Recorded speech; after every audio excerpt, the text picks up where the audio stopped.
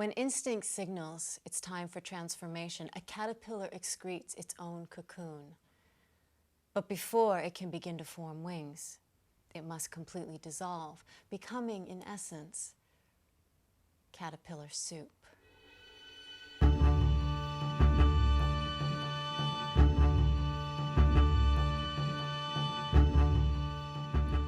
Well, I started dancing really young. I started taking classes as a kid, and all the way through high school and college. I was a theater major in college. And at the end of college, I worked with Jerzy Grotowski, and it changed completely my perspective on theater. And I moved to Europe, and I started working with a theater company there that was doing extremely physical theater. All of my work has always been very, very physical. She moved so gracefully. She had clearly been a dancer for a long time. It was clearly something that was in her blood. Swing and salsa and African and ballet jazz tap and you name it. I remember just looking at her and kind of having this thought of, ooh, I want that one.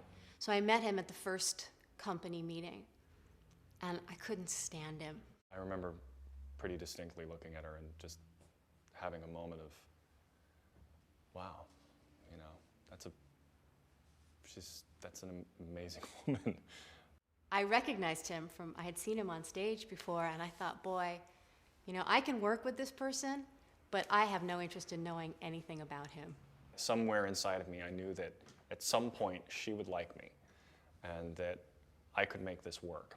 About a month later, we started working on a show immediately, and my grandmother died. Her grandmother died, and she was very sick, and she was out of the rehearsals for a while.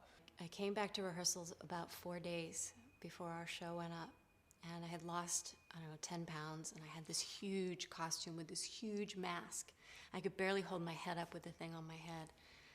And I was sitting on the floor waiting for rehearsal to begin. And Dean came in, and without saying a word to me, he walked up to me and he kissed me on the top of my head. And he walked away. And I thought, there's somebody in there.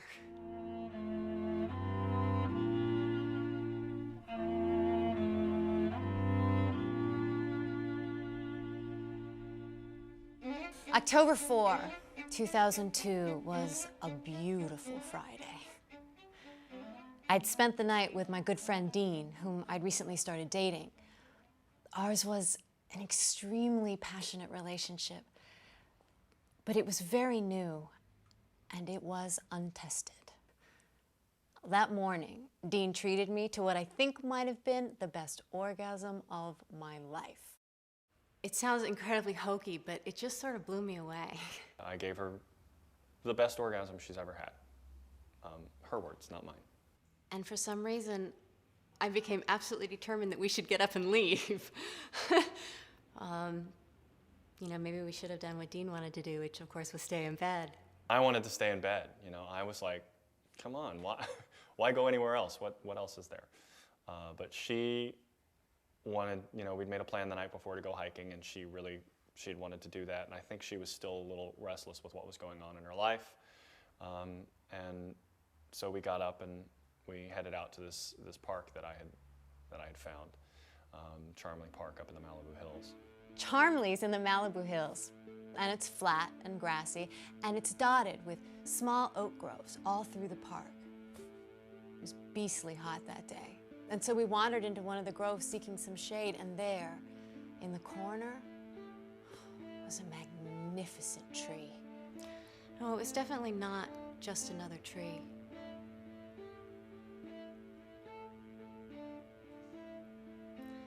When I say it was the perfect tree, I mean exactly that. I could not have built a tree out of my imagination that begged more to be climbed. She started to climb a tree. She was looking at this tree, and then I had to go pee, so I went off and peed. And when I turned around, she was up in the tree. She had very quickly gotten about 15, 20 feet in the tree. And it was a great tree. I mean, it's a perfect climbing tree. She and I are both climbers. So it was I felt a little uneasy about it because she seemed awfully high. I was probably 20 feet in the tree. Standing almost vertical. It was on two large branches. And we hear a crack. I heard this incredibly loud crack. I heard a loud crack.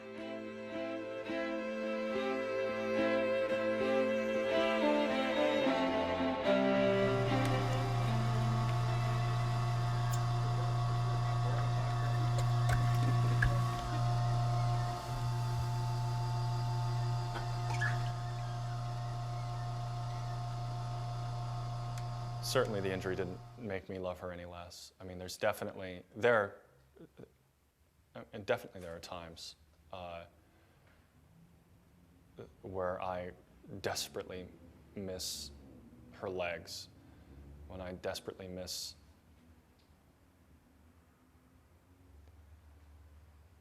hugging her in a normal way more than I can possibly express.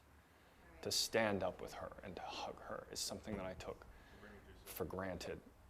Oh, thanks. And I can hug her in the chair, but it's a completely different experience. I can hug her lying down with my full body, but it's a completely different experience.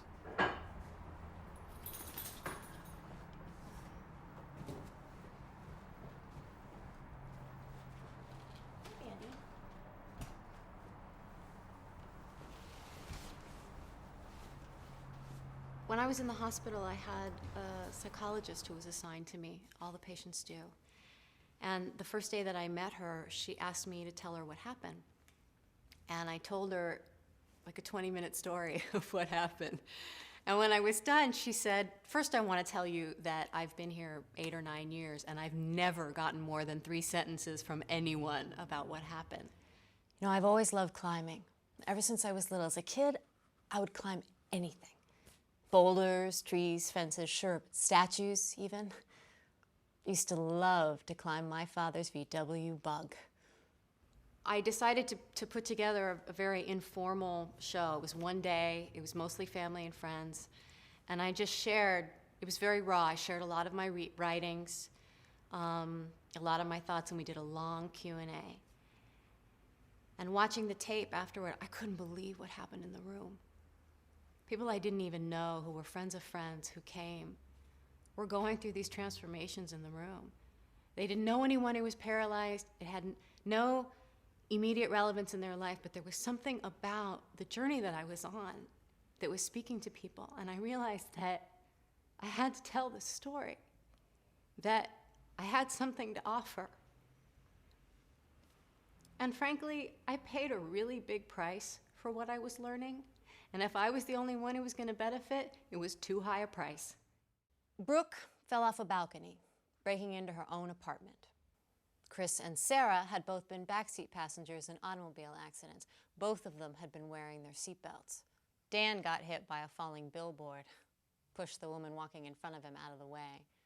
Randy got hit by a steel beam working construction. Bruce was a motorcycle accident. Al was an SUV rollover. Kabir was an SUV rollover. Ben was an SUV rollover.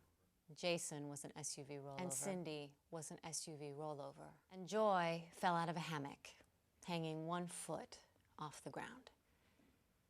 Now, if you think you are protected by living a cautious life,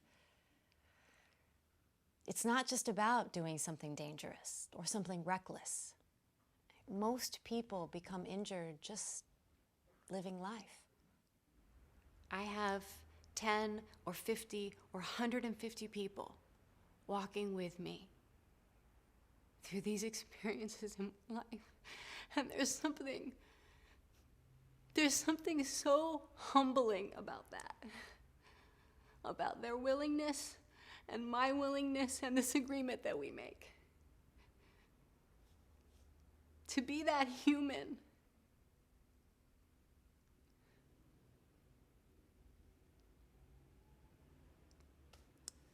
There's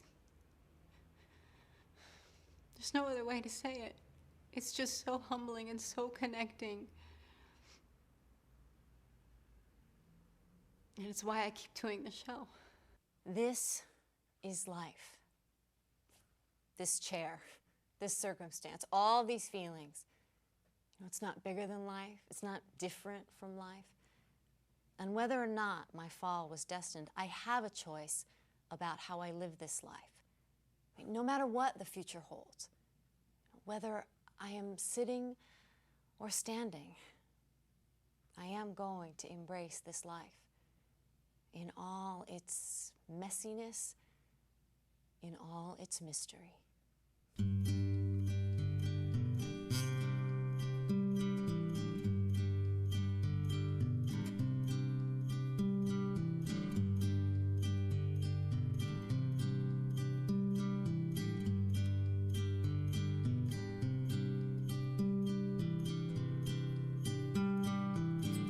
He sees her across the room and he knows.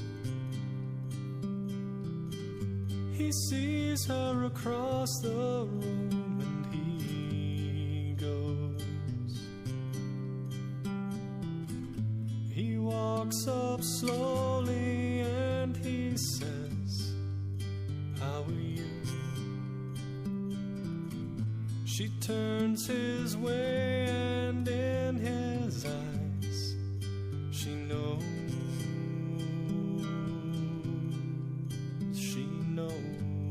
too.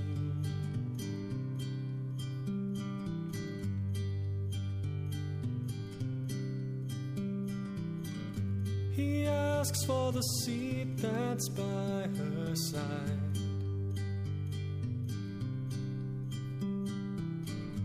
They chance to meet and then confide. They laugh and smile in that early nervous way.